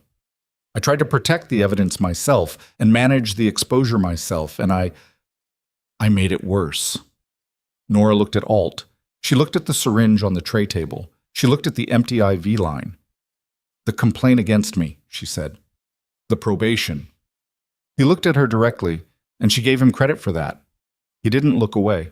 "I was trying to move you off this floor. When you walked in here on your first day, I ran your name through the standard credentialing system, and something flagged. Not your nursing file, which was clean, but a metadata echo that indicated a secondary profile. I didn't know what it meant. I thought you might have been placed here. By the same people." He paused. "I thought you were the threat." She held his gaze for a long moment. She thought about every look he'd given her in 3 weeks. The assessment, the hostility, the specific way he'd used his institutional authority to construct a case against her. She thought about the accumulation of small humiliations and the larger formal ones, and she thought about what it felt like to be read as a threat by someone who didn't have enough information to read her accurately, and she thought, with the kind of clarity that only comes when you've had time to sit inside a feeling long enough to see its full shape, that this was the specific cruelty of incomplete information. It didn't require malice, it just required a gap. It still caused damage. The gap and the malice caused the same damage from the inside. "You should have asked me," she said. He didn't say anything. "Whatever you thought I was," she said. "You should have asked." He looked at her with the expression of a man who knows that the true thing he is hearing is also the thing he cannot argue with. "Yes," he said. "I should have." Marcia's agents came through the door 40 seconds later, 2 of them, with the contained energy of people who'd run the last part of the distance and were calibrating fast. They took in the room. They looked at Nora. They looked at Alt. She said, He's not a threat. Get Marsh up here." The agent nearest her paused half a beat. Then he got on his radio. The next 2 hours were the procedural hours, the kind that don't look like anything from the outside, but are doing the structural work that the dramatic hours depend on. Marsh arrived. Alt's account was taken in room 412 with a recording agent present and Sloan listening from his bed, which was irregular and which Marsh authorized anyway, because Sloan was the ranking intelligence official in the building who was conscious and capable of assessment, and his read on Alt's account was operationally useful. The syringe was taken to the federal forensic team for content verification, which confirmed saline. Alt produced the secured compound from a locked drawer in his own office. He'd moved it there the night before, after Dunmore had been apprehended, having accessed it through a route that he explained in careful detail and that the agents could verify against the building's access logs. The original compound, intact. Secured by the one person in the building who'd known what it was before Nora arrived, even if he'd known it through a completely different path. It was not clean. None of this was clean. Alt had taken unilateral actions that had damaged an innocent person, her, in the process of trying to protect a case he'd compromised by mismanaging for months. The fact that his original instinct had been right, that Pressler was the threat and he'd found it first, did not undo the 8 months of poor decisions that followed. Marsh made this explicit in the room in measured language that had no softness in it, and Alt sat through it without offering defense. Nora left them to it. She reconnected the IV line she found Alt had clamped, the fluid and the anti-inflammatory running again within 2 minutes. And she checked Sloane's vitals, and she did what she'd come back upstairs to do, which was make sure her patient was stable. "You heard all of that?" she said, checking his temperature. "Down to 99.8, dropping correctly." "Most of it," Sloane said. "What do you think?" He was quiet for a moment. "I think Alt is a man who found something real and then spent 8 months making every mistake available to him while trying to handle it alone." He paused. "I've seen that before. The initial instinct is good, and the execution becomes its own problem." She taped the sensor back to his finger. "He hurt someone in the process." "I know who he hurt," Sloane said. He looked at her. "Are you all right?" She thought about the question with the honest attention it deserved. "I'll tell you in a few days," she said. "Right now I'm still in the middle of it." He nodded. That was the right answer, and he understood it. Marsh. Pressler was formally arrested at 10:15 p.m. Nora was not in the building when it happened. She'd finally left at 9:30, retrieved her bag from the second-floor landing where she'd dropped it, and driven home in the Civic with the window cracked and the heater running and the city of Caldwell moving past her in its late-night version, quieter and darker. The rain from earlier leaving the streets with that reflective quality that makes traffic lights look like they're burning twice. She found out about Pressler's arrest from Marsh's number, a text, at 10:22. She was sitting in her kitchen eating leftover rice from the refrigerator because she'd forgotten to eat since noon, and her body had finally lodged a formal complaint about it. The text said, "Pressler in custody, formal charges filed, federal jurisdiction, will update tomorrow." She looked at the text for a moment. Then she put her phone down and finished eating. She watered the plant on the windowsill. It was slightly overly watered at this point. She'd been doing it from routine intense moments for 3 weeks, but it was still alive, and that was something. She did not sleep easily that night, not because she was in danger. The danger had resolved. The mechanism had been dismantled. The people who'd needed to be found had been found. She didn't sleep easily because the body takes time to come down from a sustained state of operational readiness. And she'd been in that state continuously for longer than was healthy, and the coming down process had its own texture that she knew from experience and couldn't shortcut. She lay in the dark and let it do what it needed to do. The following morning arrived with actual sunlight, which was unusual enough in late autumn Caldwell that she registered it through her east-facing kitchen window as almost a comment on the previous day.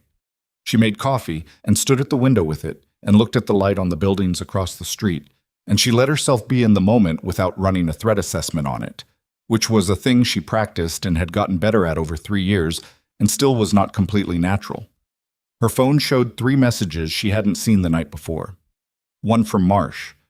A longer version of the text, forwarded from the investigating team, with names she recognized and legal language she understood, and an outcome that was unambiguous. Dr. Owen Pressler had been charged with federal conspiracy, material support for an illegal weapons distribution network, and obstruction.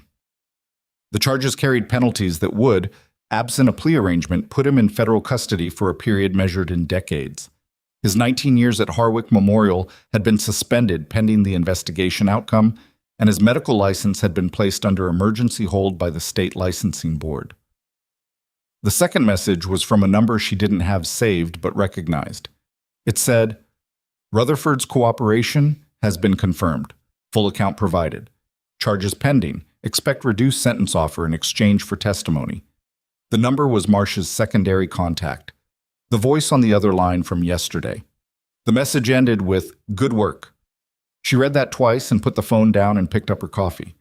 The third message was from Priya, the medical student who'd warned her about the meeting, who'd looked like she wanted to say something in the hallway, and eventually said it through a text instead of face-to-face, which was an act of courage of a specific and underrated kind. The message said, "I heard what happened. I'm glad you're still here." And then, after a line break, as if she'd typed it and then decided to send it before she could delete it, "I want to be the kind of doctor that sees people clearly. I'm working on it." Nora looked at that message for longer than the others. She wrote back, "That's the whole job. Keep going."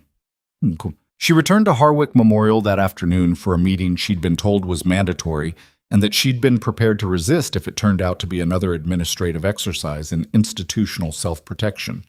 It was not that. The meeting was in the fourth-floor conference room, not the room where Alt had convened his case against her, a different one, with a window that looked out at the actual sky. Marsh was present. 2 members of the hospital's medical board were present, neither of them faces she'd seen before. The hospital's chief medical officer, Horowitz, was there.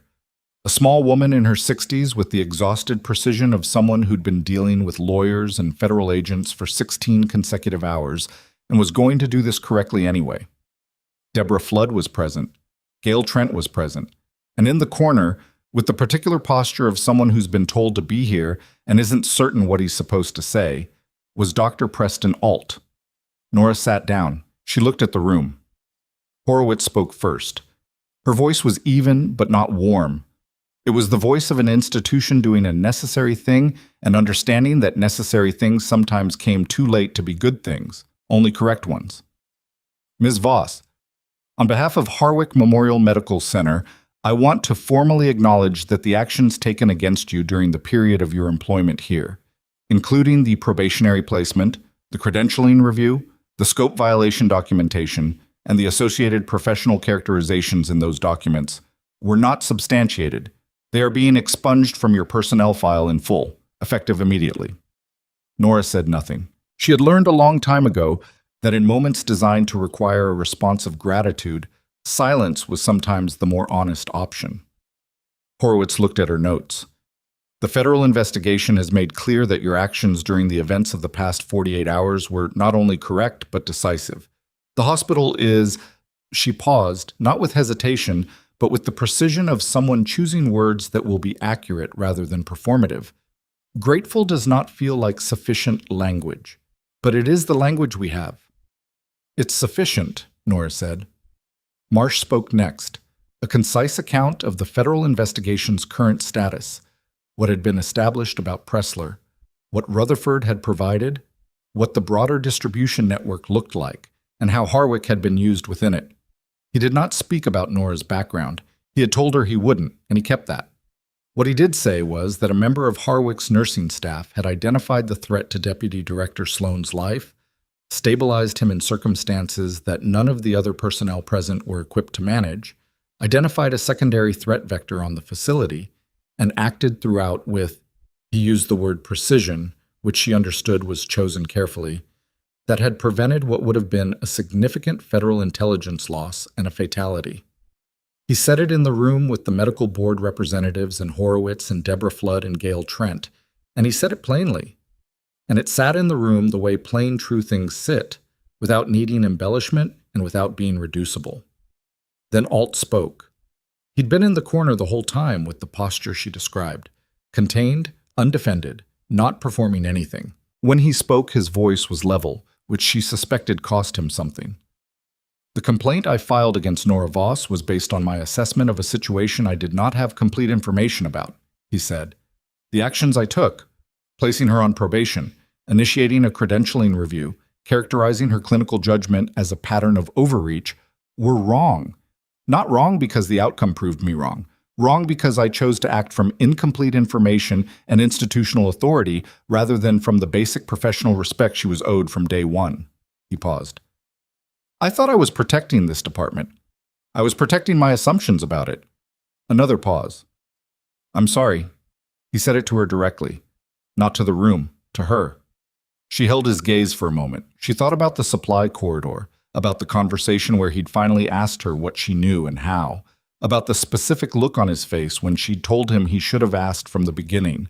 She thought about the fact that he'd originally identified Pressler, the right threat, through the right instinct, 8 months before anyone else, and had then spent 8 months undermining his own correct perception through bad decisions made in isolation, and that the cost of those bad decisions had landed, as costs almost always do, on the person with the least institutional protection in the room. She thought about all of that, and she said, I hear you. Not accepted, not forgiven in the formal theatrical sense, not a benediction or a performance, just, I hear you. Which was real and accurate and left the rest of it to be worked out over time in the way that things actually get worked out between people who have to occupy the same space going forward. Something in his face settled slightly. He nodded. Horowitz looked around the room. If there's nothing further, I think we can conclude. One thing, Nora said. Everyone looked at her. The nursing staff who were involved in the peripheral actions, the rumors, the distancing, the specific things that happened on this floor in the last 3 weeks. She looked at Horowitz. I'm not asking for disciplinary action. I'm asking for a conversation, a real one, not an HR exercise, about what it looks like when an institution decides what someone is before it sees who they are. She paused. Not because I need it, because the next person who comes in here carrying something that people don't have a category for, they need the institution to be better than it was for me. The room was quiet. Horowitz looked at her for a moment. That conversation will happen, she said. You have my word. Nora looked at her and assessed whether the word was worth the air it was made from. She decided it was. Then, I think we're done here, she said. She went back to her patients. That was not symbolic. It was practical. She had charts to update. A post-surgical patient in Bay 7 whose drain output had shifted overnight in a way she wanted to see for herself. A family in Bay 2 that had been waiting 3 hours for someone to explain their mother's prognosis in language that wasn't clinical shorthand. She did those things in the order they needed to be done. And the afternoon moved the way afternoons move when you stop waiting for them to become something other than what they are. Sloan was discharged to federal medical custody at 3 p.m., transferred to a facility better equipped for his continued recovery and the security requirements that went with his position. Before he left, one of Marcia's agents brought her a sealed envelope. Inside was a single card, handwritten. It said, "The file from Arden Province. The recommendation that was suppressed. I've initiated the process to have it formally entered into your record. The correct record, the full one, without the classification restriction. It will take time, but it will happen. E. Sloan." She stood in the corridor outside Bay 12, holding the card for a moment. Then she put it in her pocket and went back to Bay 7. The drain output was fine. She'd been right to check. Sup. 3 days later, the story of what had happened at Harwick Memorial had moved through the hospital in the way that large, true things eventually move through closed spaces. Incompletely, with distortions, but with enough of the core intact that most people understood the shape of it. Pressler's arrest had been reported in the regional news in enough detail that people could connect the visible event to what they'd observed in the building. The federal investigation's existence was public. The specifics of Nora's role were not. Marsh had seen to that, and she was glad for it. What people knew was enough. They knew that something had gone wrong in the institutional fabric of this place, and that someone had seen it clearly and acted correctly and had been working against active resistance while she did it. The hallway was different. Not transformed, She didn't believe in institutional transformation as a rapid event, because she'd been in enough institutions to know that cultures change slowly and imperfectly, and usually only under sustained pressure from multiple directions over extended time. But different. The specific quality of the silence that had followed her since the first morning she'd walked through those doors had changed its nature. It was no longer the silence of people deciding what to make of her. It was something else. Not quite respect. Not yet from everyone, but the precursor to it. The space that opens up when people have seen someone do something real and are revising their framework to accommodate it. Gail stopped her in the corridor on the third morning and said, without preamble, "Bay 11 is asking for you specifically, the patient. She said she wants the nurse with the scars." She paused. "I thought you should know how she said it. Not like—" She said it like it was a good thing. Nora looked at her. "Okay. That's all," Gail said, and walked away. Nora went to Bay 11. The patient was a 46-year-old woman named Dorothy, who'd come in from a car accident with a fractured wrist and a mild concussion and the frightened look of someone who'd been through something unexpected and was still metabolizing the shock of it. She had a daughter with her, maybe 16, who was holding her mother's good hand with the focused attention of someone who decided they were not going to show how scared they were. Dorothy looked at Nora when she came in. She looked at her neck, at the scars, and she didn't look away. "You're the one they told me about," Dorothy said. "Depends what they told you," Nora said, picking up the chart. "That you don't miss things." She paused. "I told them I wanted someone who doesn't miss things." Nora looked at her vitals. "Good choice," she said. The daughter looked up. She looked at the scars. The same look most people gave them, the moment of register, the processing. But then she said, with the directness that teenagers sometimes have before the world teaches them to filter it, "Does it hurt?" "Not anymore," Nora said. The daughter looked at her for another moment. "How'd you get them?" "Doing my job," Nora said. The girl nodded slowly, as if that answer had landed somewhere real, as if she was filing it in a place where answers that mean something go. Nora finished the chart and explained the post-concussion protocol to Dorothy and checked the wrist dressing and answered every question both of them had. And she did it with the unhurried care of someone who understands that the patient in front of you is not an interruption in the story you're living. They are the story. That was the thing she'd understood for a long time, and that 3 weeks of institutional diminishment had not touched, and that she was glad still lived in her intact. Marsh called her on a Thursday evening, 10 days after the night of the helicopters. "The federal review of your separation from service," he said. "The one that was recommended after Ardennes province." "Yes." "It's being revisited," he said. "Not the separation itself. That was your choice and your right, and it stands.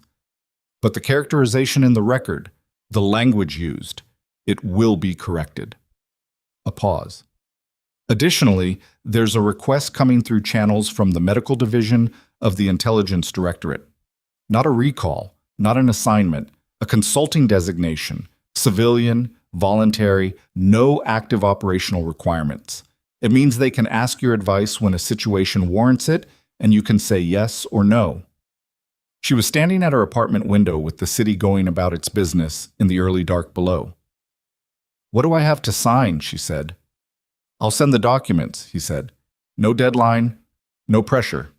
He paused. "For what it's worth, Nora, what you did here mattered. Not just the Sloan stabilization, not just identifying the compound, the whole of it. Staying in that building for 3 weeks and doing your job when the building was trying to push you out." His voice was not emotional. She doubted he had a setting for emotional in the conventional sense, but it was direct in a way that landed as more honest than warmth would have. "That took something." "I know what it took," she said. "I know you do," he said. "That's why I said it." She stood at the window after the call ended and looked at the city. Caldwell at night was unglamorous in the specific way of mid-sized American cities. Not the dramatic skyline of somewhere that knows it's important, not the intimate warmth of somewhere small enough to be personal. Just a city doing what cities do, holding its population, keeping its lights on, moving its traffic, managing its weather. She'd come here because it was where the job sent her. She'd been here for a month. She had an apartment with an east-facing kitchen and a plant on the windowsill, and a cracked mirror on her car, and a floor full of patients who were getting good care. She had stayed when it would have been easier to leave, not because she was incapable of leaving. She had left things before, in the surgical way of someone who understands that some situations don't ask for persistence, they ask for departure. She'd stayed because the work mattered, and because walking away from work that matters because the environment around it is hostile is a particular kind of defeat she had decided she would not accept. The scars on her neck caught the light from the window in the way they always did in certain angles. Visible, present, undiminished. She had long stopped thinking about covering them. She had not always had this attitude toward them. In the first year after Arden Province, she had worn high collars and scarves and done the small daily work of managing other people's discomfort with her appearance. She had stopped because it was exhausting, and because the energy it required was energy she needed for other things, and because, at a certain point, she'd looked at herself in a mirror and decided that the thing she was trying to make invisible was the truest record of who she was and what she'd done. And she was not interested in hiding it for anyone else's comfort. Not smooth, not a perfect act of reclamation, just a decision made on a Tuesday, quietly, in an ordinary bathroom that she'd more or less kept ever since. That was what most of the real decisions looked like. Not dramatic, not announced, just a person in a room choosing one way to live over another, and then continuing. The following Monday, she was back on the floor at 6:45 a.m.